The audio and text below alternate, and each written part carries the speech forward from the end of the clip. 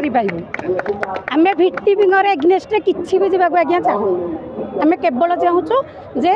do treasury केमी सालारीटे पाइबू सी तो आम स्पीचलेस आम नहीं ओडिशा रे आम यही राजनीतिक क्षेत्र को जावाक चाहूनु यथा पूर्वम तथा परम बीजेडी गवर्नमेंट जहाँ थिला पांडियन सार अमल वर्तमान मोहन सार